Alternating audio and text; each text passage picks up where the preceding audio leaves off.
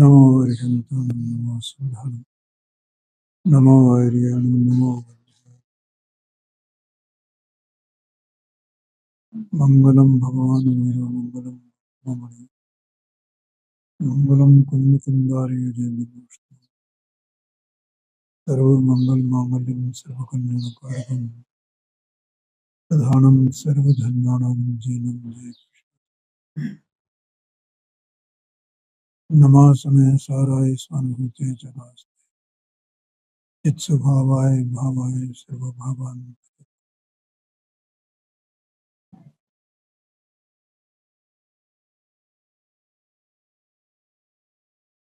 चर्चा चैतन्य की इस पुस्तक से अपना स्वाध्याय चल रहा है।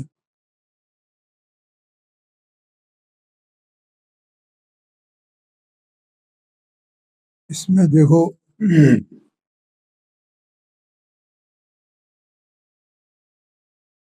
बाबूजी ने जो ये बोला था कि ये जो निकटतम शरीर है,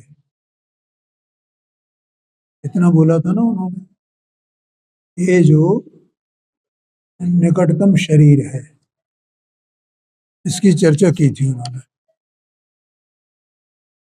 और फिर ये कहा कि जब ये मेरा नहीं तो सारा लोकालोक भी मेरा नहीं हुआ और मेरा कोई संबंध नहीं है। तो उसकी अपन ने बहुत व्याख्या की। माने जो जितना शरीर का मतलब जितने औपाधिक भाव है, जितने विकल्प हैं, वे सब के सब मेरे नहीं है, वे मैं नहीं हूं, वे सब आउट करने हैं, इन सबको बाहर करना है, ये बोला था ना। इस संबंध में नाटक समय सार में बनारसी दास जी ने जो लिखा है वो मैं जरा पढ़ देता हूँ। अभी मैं उसको देख रहा था तो वो छंद मुझे मिल गया।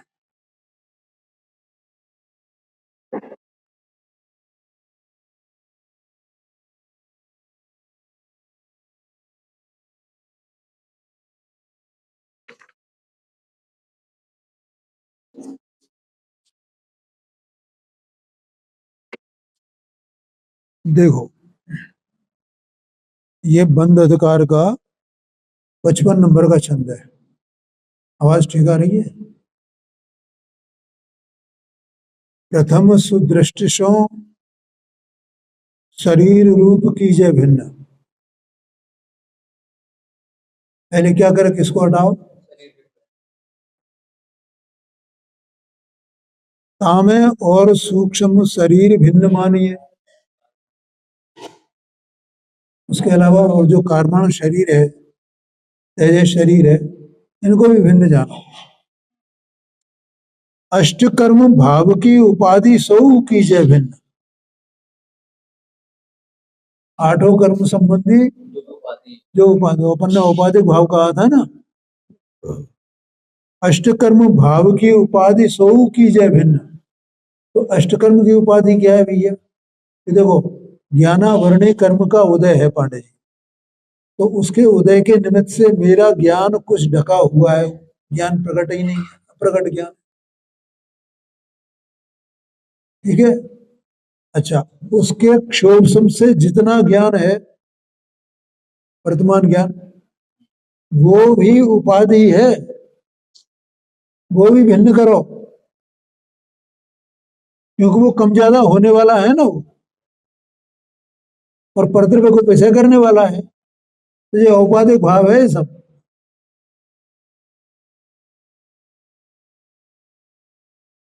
ताहू में सुबुद्धि को विलास भिन्न मानिए। ये जो शुद्ध भाव ये कहा था ना, ताहू में सुबुद्धि को विलास माने सम्यक ज्ञान रूप जो पर्याय है, उस पर्याय को भी भिन्न जानो। शुद्ध भाव तामे प्रभु चेतन विराजत अखंड रूप। इनके बीच में वो चेतन रूप चेतन की चट्टान अखंड वो विराजती है। ओ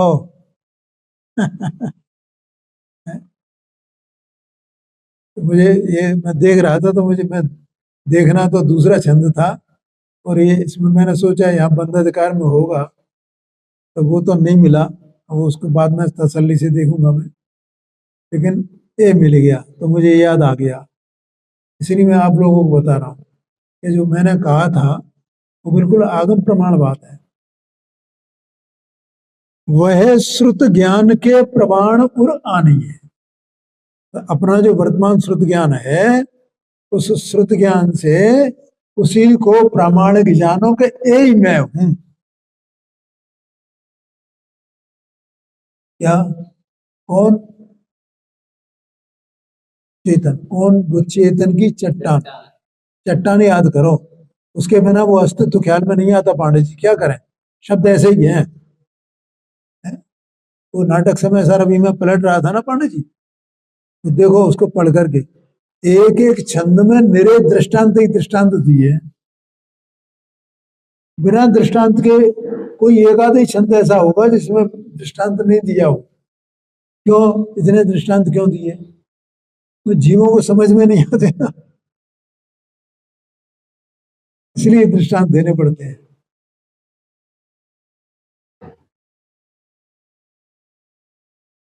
अब क्या कहते हैं? वाही को विचार कीजिए, वाही को विचार कर वाही में मगन हो जाए। कहा मगन हो जाए? उस चैतन्य की चट्टान में मगन हो जाए। वाको पद साधवे को, उसकी साधना करने के लिए, आराधना करने के लिए, आश्रय करने के लिए, लीन हो जाने के लिए ऐसी विधि ठानी है। ये विधि है, दूसरी कोई विधि नहीं है। आया समझ भैया? हाँ जी, कहां तक पहुंचे अपन? इस तरह दोष टलता है। समझ में आया ना? मैंने जो कल की चर्चा थी वहां तक अपन आ गए। तो एक बार ये 3-4 लाइनें, ये 4 लाइनें समझ लेना, वो अपने को याद आ जाएगा पूरा मैटर। इस विश्व में एक महान सत्ता, वही चैतन्य की चट्टान, बल्कि सर्वोत्कृष्ट सत्ता मैं हूं। क्योंकि जैसी मेरी सत्ता, क्योंकि मेरी जैसी सत्ता जगत में दूसरी नहीं है। बोलो, साहब ऐसा है तो वो कुंद देव ने नियम सार जी में ऐसा लिखा है, और ब्रजरथ संग्रह में भी ऐसा लिखा है कि सभ्य शुद्धाओ शुद्ध नया। शुद्ध से सभी जीव शुद्ध हैं। और आप ये कैसे कह रहे हो कि मेरी जैसी सत्ता दूसरी जगत में है नहीं? कि भैया दूसरों की सत्ता से मुझे क्या लेना देना है, उनकी शुद्धता से मुझे क्या लेना देना है? मेरी शुद्धता मुझे काम आने वाली है ना। क्यों? दूसरों के सबूत हों तो वे अपने काम आने वाले हैं। अपना सबूत ही अपने काम आने वाला है। अभी तो माँ जो होती है ना, अपने पुत्र को कैसा मानती है? मेरे जैसा पुत्र दूसरा नहीं है। अभी कल परसों ये पांडे जी, एक दृष्टांत मुझे विचार में आया इसी के ऊपर से कि मेरी सत्ता जैसी कोई दूसरी सत्ता नहीं। एक माँ का बेटा छोटा, 1-2 साल का, साल भर का, 6 महीने का, अब मान लो वो गुम हो जाए कैसे भी, अब उसे दूसरा बच्चा ला के दो, उससे भी सुंदर, उससे भी अच्छा, कि भाई तू ये जाने दे, उसको चला गया तो चला जाने दे, तो ये बच्चा ले लेगी वो माँ। बोलो,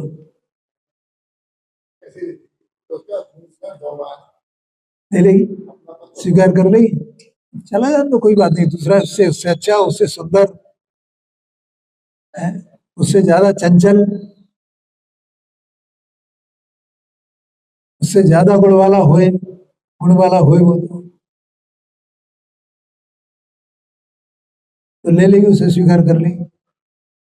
ऐसी स्थिति है।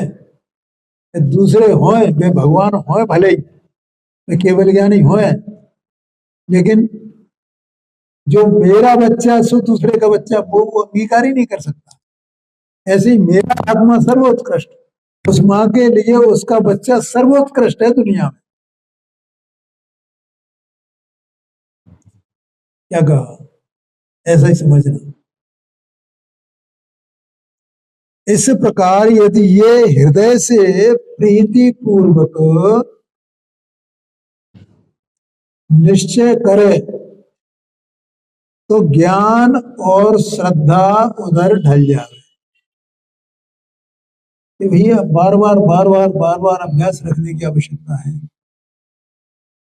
और निर्विकल्प शुद्ध अनुभव हो जाता है, इस तरह दोष टलता है। देखो भैया, काम तो अपने स्वकाल में ही होता है, उसकी उतावली नहीं करना, शांति से धैर्य पूर्वक वस्तु स्वरूप समझते रहना, बस। क्या कहा वाणी, अपन क्या कर रहे हैं यहाँ पे, ये समझने का काम कर रहे हैं, समझने का काम कर रहे हैं। अब ये सबकी अलग अलग योग्यता है, सभी न्यालवाई सोगानी तो नहीं हो सकते। और कितने लोग बैठते थे न्यालवाई सोगानी के साथ, कितने लोग बैठे होंगे वहां, उसमें से बहुत से तो ऐसे होंगे जो विद्वान भी होंगे, और हो सकता है आज भी रहे हों, और उन्हें सम्यक दर्शन नहीं हुआ, और उन्हें हो गया। अनेक पंडित थे कि नहीं थे, वहां बैठते थे कि नहीं बैठते थे।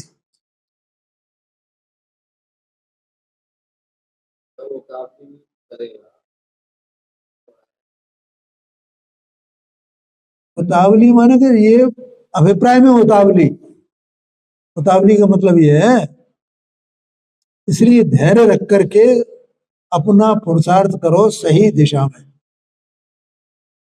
उतावली का मतलब ये है कि मैं कितने शास्त्र पढ़ लूं, जल्दी से मुझे सम्यक दर्शन हो जाए, जल्दी से हो जाए, ये हो क्यों नहीं रहा, ये उतावली है। ये तो विपरीत अभिप्राय में चला जाता है। कोई भी पहले लक्ष्य को निर्धारित करना पड़ता है, उसके बाद ही तो पुरुषार्थ होता है। हाँ हाँ, तो भैया ये लक्ष्य बता तो रहे हैं, और क्या बता रहे हैं, यही तो बता रहे हैं ना। लक्ष्य माने क्या, क्या करना है, क्या करना है। तो हमें तो एक अपने शुद्धात्मा का निर्णय करना है, अपने स्वरूप का निर्णय करना है कि मैं कौन हूं, बस। ये लक्ष्य हो गया ना। मेरा लक्ष्य ये है कि कब मुझे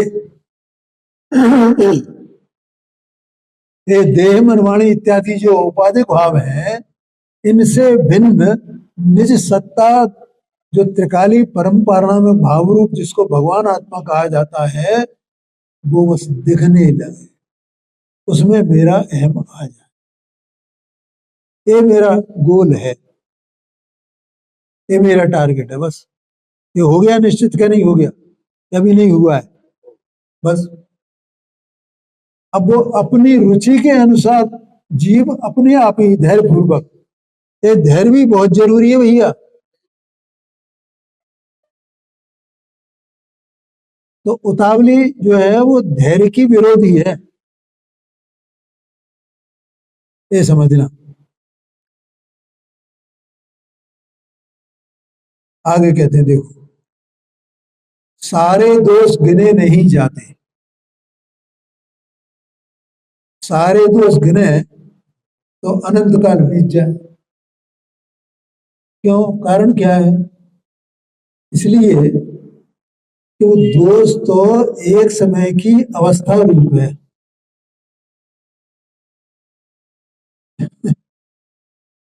क्या कहा? इसलिए सारे दोषों को याद मत करना, अभिप्राय का जो दोष है बस उसको पलटना है, वो छूट जाए। हाँ जी, जो मैं हूं उसको मैंने आज तक नहीं जाना है, और जो मैं नहीं हूं ऐसी जाने कितनी वस्तुओं में मैं अपनापन करके बैठा हूं, ये अभिप्राय का दोष है। ए मैं हूं, ए मेरे, एक एक में दो दो ले लो, एक पुस्तक और दे दो।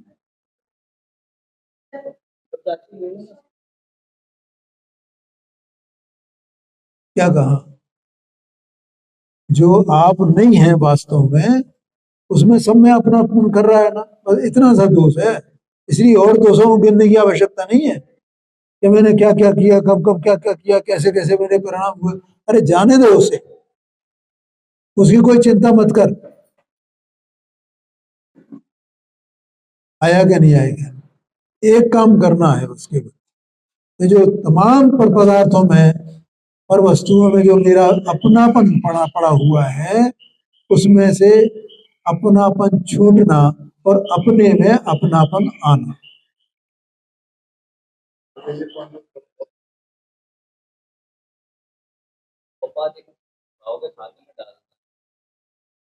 हाँ जी, हाँ जी, हाँ जी, औपाधिक भाव है। जो मैं हूं, जो मेरा है, उसके सिवाय जो अन्य है सब, उनमें मेरा अपनापन है ना, अनाद से, अनाद से उनमें तो अपनापन है ना, उसमें से अपनापन छूटे और अपने में अपनापन आ जाए, बस एक काम करना है। इसलिए सबसे बड़ा दोष ये है कि चैतन्य का जो आदर्शन है वो सबसे बड़ा अपराध है। बोलो, अपने को वो परमात्मा प्रकाशी को गाथा याद आती है ना, इस जीव ने दो के दर्शन नहीं किए आज तक। इसके एक तो जिनेंद्र भगवान के दर्शन नहीं किए और एक अपना दर्शन नहीं किया। उनका दर्शन वो व्यवहार है, अपना दर्शन वो निश्चय है। जब अपने को जानेगा कि मैं ऐसा आत्मा हूं तो वो उनके आत्मा को नहीं जानेगा, और जब उनके आत्मा को जानेगा तो अपनी आत्मा को नहीं जानेगा, जानेगा।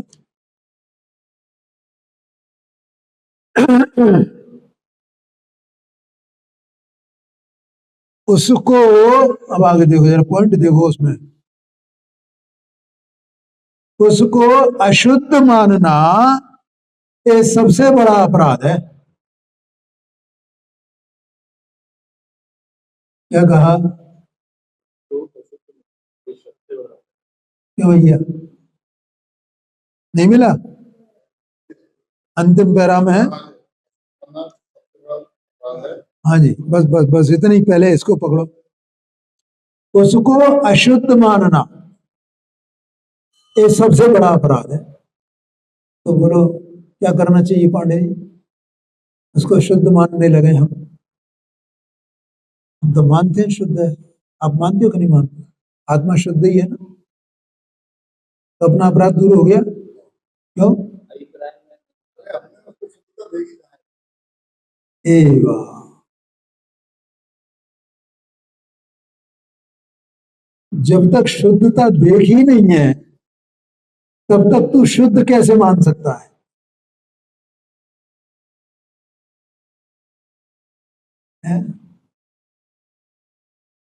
क्या लिखा है देखो, उसको, चैतन्य को। तो ये जो चैतन्य है, ये चैतन्य तो स्वयं ही ना पर पदार्थों को अपने में मिला रहा है ना, कौन मिला रहा है इसको? तो अपने को कैसे देख रहा है? कैसा देख रहा है? शुद्ध देख रहा है क्या शुद्ध देख रहा है? कब से देख रहा है? और शुद्ध कब देखेगा, कब मानेगा? ए वाह, कि जब उसमें मिलना छोड़ देगा, मिलाना छोड़ देगा और अपने को याद जानेगा, तब शुद्ध मानेगा, तब शुद्ध जानेगा। है। इसलिए मैं कई बार ये प्रश्न पूछता हूँ लोगों से, कभी अच्छा आत्मा शुद्ध है क्या, शुद्ध बताओ। तो सब लोगों को क्या जवाब होता है, आत्मा तो शुद्ध है, आत्मा तो शुद्ध है। अरे भाई तुम आत्मा हो क्या नहीं हो, तो तुम शुद्ध हो क्या अशुद्ध हो, तुम अपने आप को क्या देख रहे हो।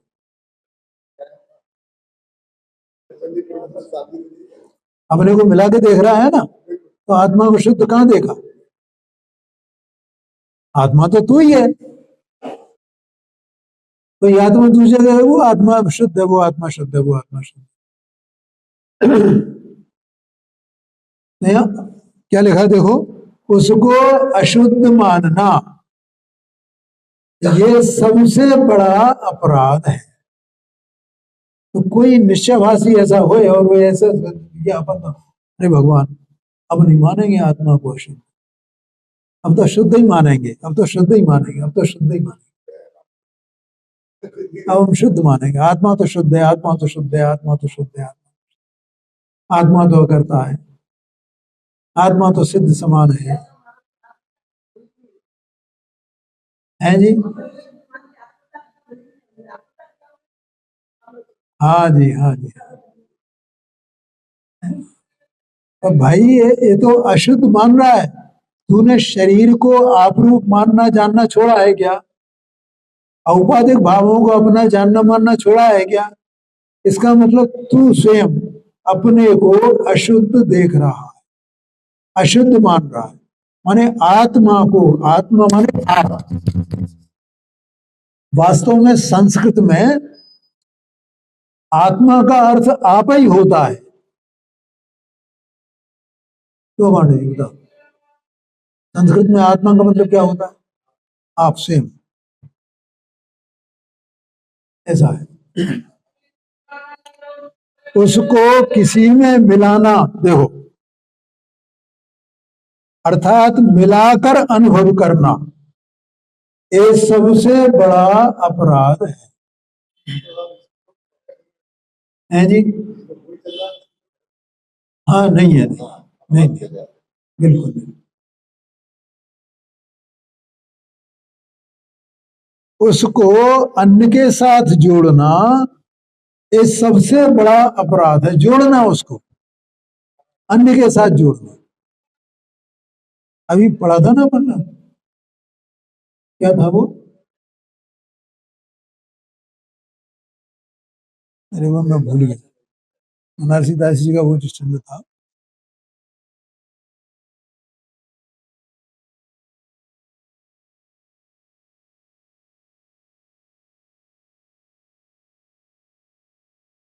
हाँ, ताहू में सुबुद्धि को विलास भिन्न मानिए,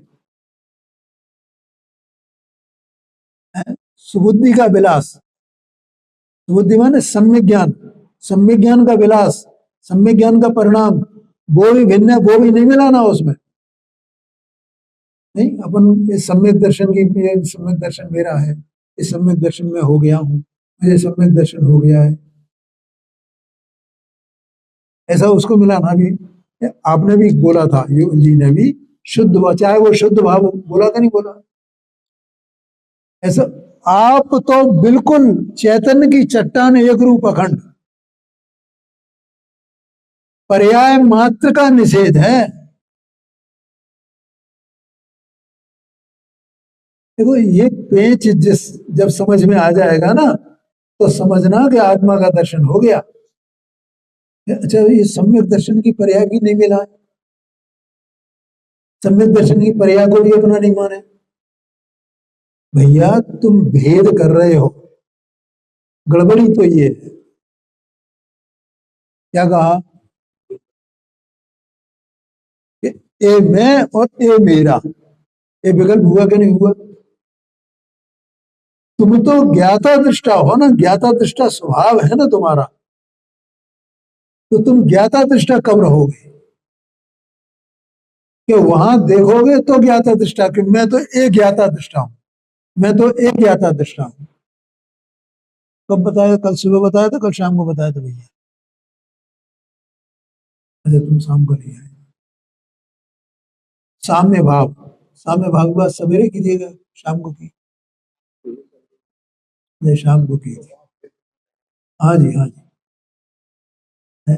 समता भाव, समता भाव, समता भाव। ज्ञाता दृष्टा माने समता भाव, समता भाव।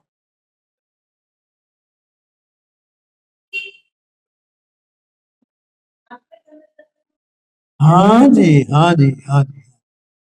आत्मा स्वयं सम्यक दर्शन ही तो है।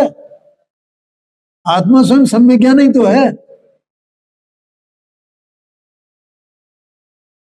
आया क्या नहीं आया क्या? अरे वो सम्यक दर्शन वो स्वयं नहीं हुआ आत्मा, तो सम्यक दर्शन की पर्याय कहाँ व्यक्तता होगी, कहाँ से? बाहर से होगी। कर्म के उपशम से हुई है, क्षोभसम से हुई है, क्षय से हुई है, उससे वो पर्याय नहीं हुई है। तो आत्मा वैसा ही है, तो वो आत्मा की निर्मलता पर्याय में व्यक्त हो गई है, और वो तो वो ही है, दूसरी कोई चीज ही नहीं है।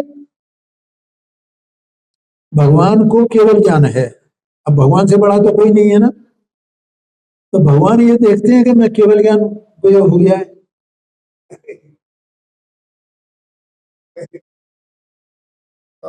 मुझे केवल ज्ञान है, मैं केवल ज्ञानी हूँ, मैं केवल ज्ञानी हूँ, मैं केवल ज्ञानी हूँ, मैं केवल ज्ञानी हूँ। है? हाँ, इससे बड़ा दृष्टांत और क्या हो सकता है? अरे तो ज्ञान में है, ज्ञान का विषय है सब भेद करना, अभेद करना।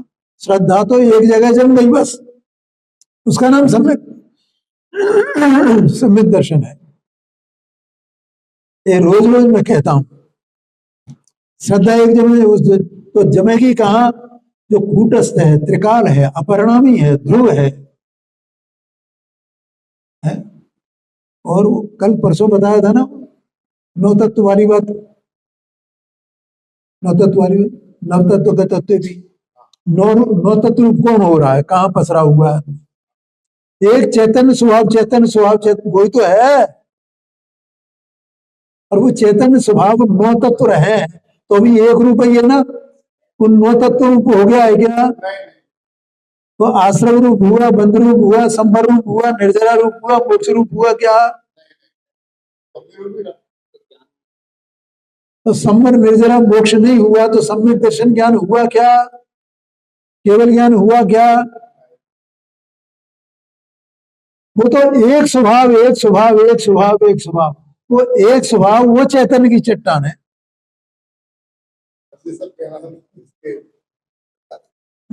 अगर ऐसा नहीं होता तो आचार्य कुंद कुंद देव मोक्ष अधिकार लिख रहे हैं, तो उसके अंत में लिखते हैं कि मोक्ष निष्क्रांत, मोक्ष निकल गया, संबर निकल गया, निर्जर, अरे बेटी आश्रव बंधु तो निकालो, ठीक है कोई बात नहीं है, लेकिन वो संबर भी निकल गया, निर्जरा भी निकल गया, मोक्ष भी निकल गया, क्योंकि वे सब आत्मा नहीं है। ये कैसी विचित्र बात है, एक तरफ कहते तो वो आत्मा ही है, एक तरफ कहते तो वो आत्मा नहीं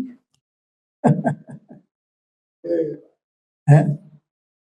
ये भैया मैंने कल ये बताया था ना वो प्रसार सिद्ध उपाय में, अत्यंत निशित धारम दुरासदम जिनवरस्य न चक्रम, कल बताया था सवेरे परसों, कल बताया, कल बताया कि जिनेन्द्र देव का जो नय चक्र है वो अत्यंत तीक्ष्ण धार वाला है और दुसाध्य है, हर एक व्यक्ति उसको नहीं साध सकता है। अब ये नए की बात हो गई, कल कल शाम को बोला था है?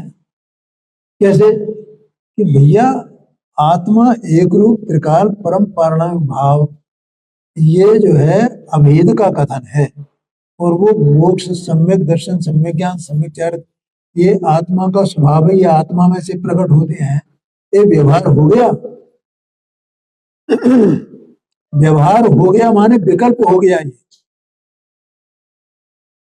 और आत्मा का जो अनुभवन है वो निर्विकल्प होता है कि विकल्प वाला होता है? समझ में आया ना? निर्विकल्प क्यों होता है? क्योंकि आत्मा स्वयं निर्विकल्प है। आत्मा कैसा है? निर्विकल्प है, उसका अनुभव ही निर्विकल्प है, उसका श्रद्धान भी निर्विकल्प है, उसका ज्ञान भी निर्विकल्प है, उसके जितने शुद्ध परिणाम है वे भी निर्विकल्प है। और भेद करेगा तो विकल्प खड़ा होगा कि नहीं होगा? तो विकल्प तू है क्या? इसलिए उस विकल्प का निषेध करने के लिए भेद का निषेध किया जाता है। जितना भेद है वो सब व्यवहार कहा जाता है। इसलिए वो लोग बातें कठिन है भैया, अभ्यास नहीं है तो समझ में आना मुश्किल है, ज्यादा चक्कर में नहीं पड़े तो धीरे धीरे सब समझ में आएगा, सम्यक दर्शन होगा जीव को। तो आगे चलते हैं। देखो, उसको अन्न के साथ जोड़ना ये सबसे बड़ा अपराध है। इस तरह अपराध के अनेक रूप होते हैं, तो उसमें बस इतना सामान्य जानकर केवल चैतन्य का स्वरूप निश्चित करें, बस सामान्य जानकर। हाँ जी, हाँ जी, हाँ जी। विशेष, ये सब विशेष अपन ने जो चर्चा की ना, विशेष जितना सब व्यवहार का कथन में आता भी, विशेष जितना सब व्यवहार का विषय है। ये जानने वाला जो स्पष्ट रूप से मेरे अनुभव में आ रहा है, मेरे अनुभव में आ रहा है, अन्न का अनुभव तो कर ही लेता है, लेकिन मेरे अनुभव में ये जो जानना अनुभव में आ रहा है, बस यही है चैतन्य, यही है आत्मा, यही है ज्ञायक। देखो भाई, ये भी समझना मुश्किल है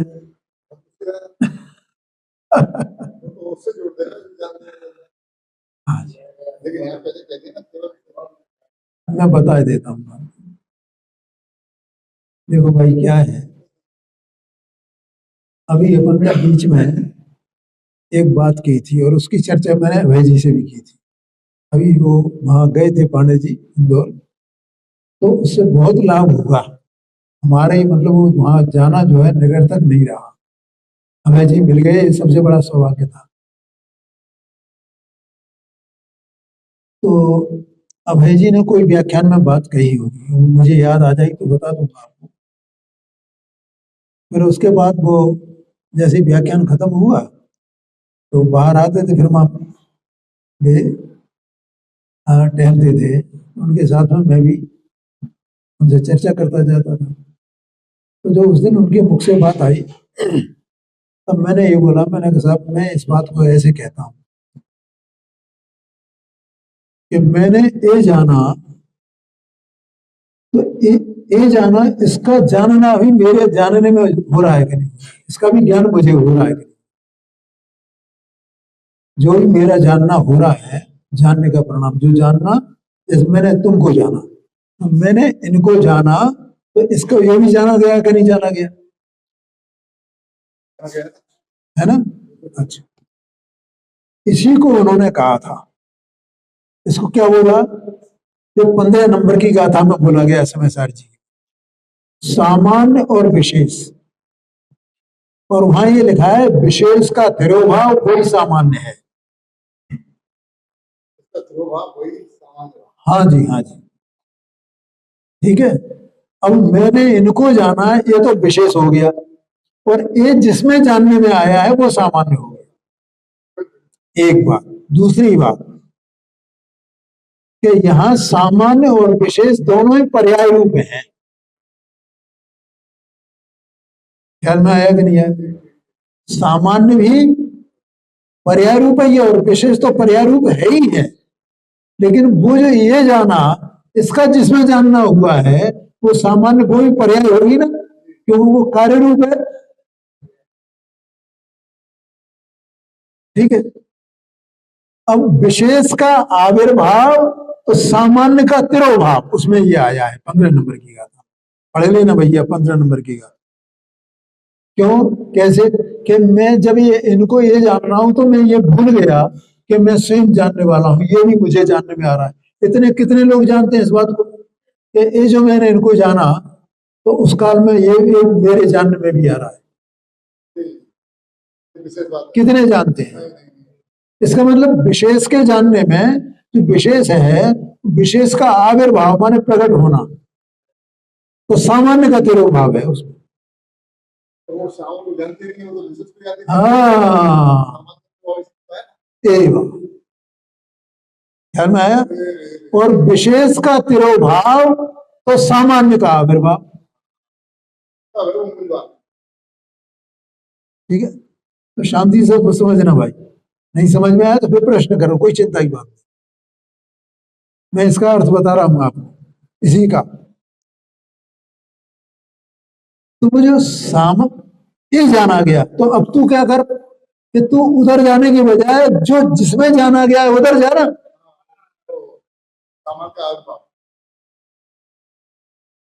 जब उधर जाएगा तो सामान्य का आविर्भाव होगा और विशेष का तिरोभाव हो जाएगा। आत्मा एक वस्तु है, वो ज्ञान स्वरूप है, उसमें ज्ञान का परिणाम है, वो जानता है, निरंतर जानता है, जानने का ही कार्य करता है। तो वो जानना निरंतर अनाद से किसको विषय बनाता आ रहा है? परगेय। इसलिए ऐसे जीव को गेय लुब्ध कहा। लुब्ध माने लोभी। काय का लोभी है ये? गेयों का लोभी, गेयों का लोभी, गेयों का लोभी, गेयों का लोभी। ये जो तुम सुन रहे हो ना, ये भी गेय लुब्धता है। ये वाणी निकल रही है ना, ये भी गेय लुब्धता है। गेय का लोभी, मैं इसको जानू, मैं इसको जानू, मैं इसको जानू।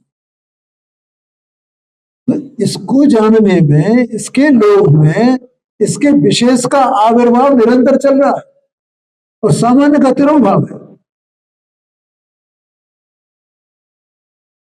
तो मैंने ये बात उनको बताई थी। मैंने कहा आपने ये जो बोला, मैंने इस प्रकार से बोला था, मैंने कहा समान। तो मतलब एक व्यक्ति की बात से अपनी बात की पुष्टि होती है ना, तो उसमें खुशी होती है पांडे जी, कि उन्होंने जो समझा और हमने जो समझा उसमें कोई अंतर नहीं है, शब्द दूसरे थे।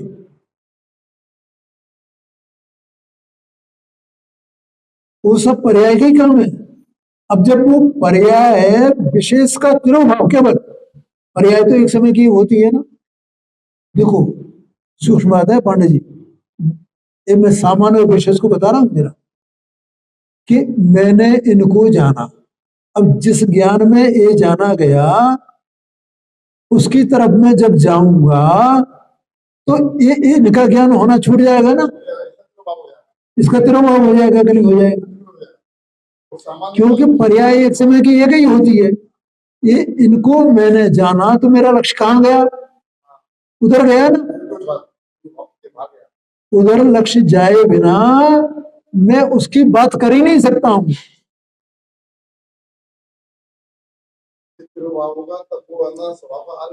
हाँ, क्योंकि पर्याय एक समय की एक होती है।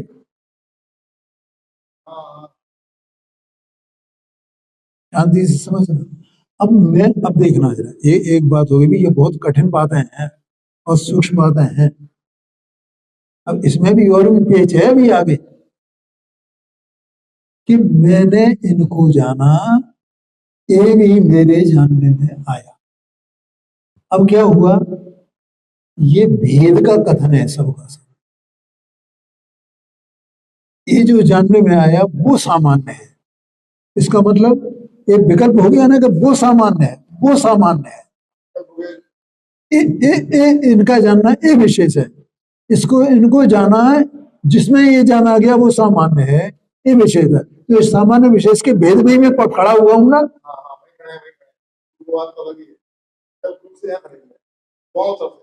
ए वाह, और ये अलग अलग पर्याय हैं, भेद हो गया।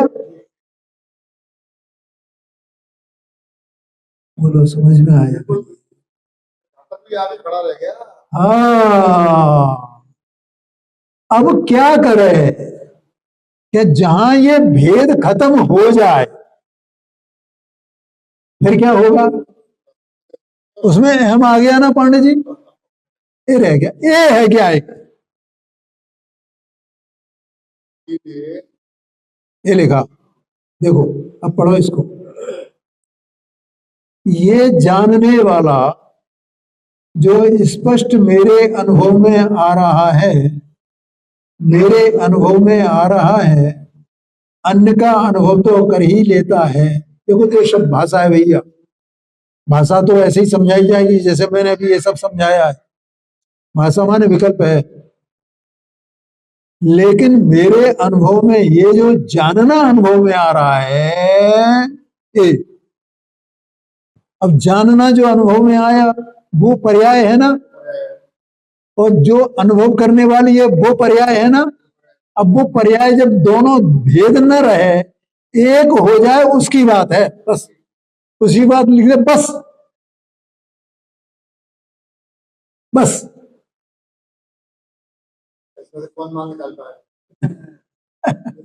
अरे अब इसका विकल्प नहीं करना भैया, इसको समझ लेना जरा शांति से, बहुत मुश्किल बात है ये तो। इसका इसका विशेष नहीं करना है अभी, अपने को तो इसको समझना है बस,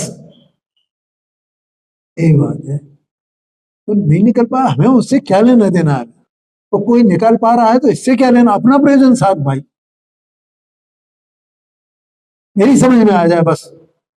पूरी तरह स्वार्थी, दूसरी बात नहीं करना। दूसरे ने समझा के नहीं समझा, तो समझाने वाले ने समझा के नहीं समझा। अरे समझाने वाला भी अज्ञानी हो सकता है, अपने को समझना है। आया कि नहीं आएगा, बस अब हो गया काम, अब कुछ नहीं करना है। देखो ये तो सब पर्याय में हुआ ना फिर, कि भैया एक एक समय की जो पर्याय प्रकट होती है, उस पर्याय में कोई स्वभाव कोई अलग रहता है क्या?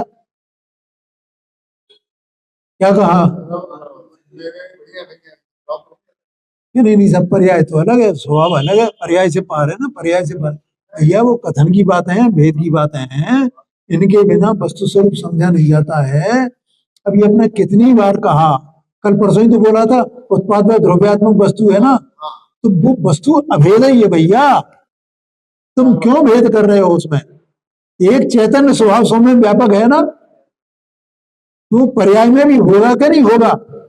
तो उसने जो पर्याय ने पकड़ा है वो किसको पकड़ा है? पर्याय ने ये पकड़ा है कि मैं पर्याय हूं, है वो पर्याय ही पकड़ने वाली, और पर्याय में जो स्वभाव व्यापक है उसी को पकड़ा है उसने, और वो पर्याय स्वयं ही उस स्वभाव से व्याप्त है, उसने कुछ नहीं किया है। अभी नाटक समय सर का नाम ले रहा था ना, उसमें पानी के बुलबुले का उदाहरण लिया है कि बुलबुला उसमें प्रकट हुआ और उसी में समा गया।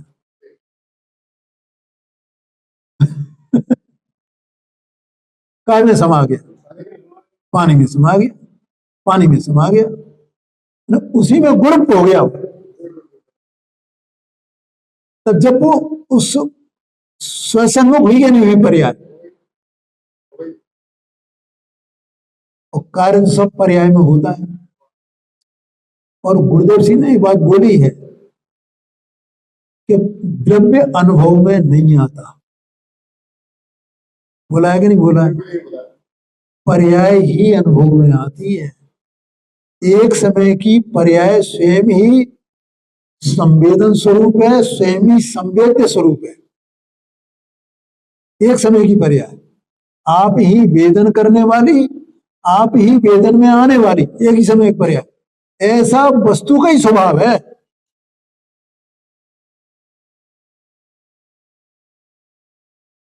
बोलो समझ में आएगा भैया? थोड़ा कठिन है, शांति से समझेंगे तो समझ में आएगा। है? समय हो गया, आगे की चर्चा पर कल करेंगे।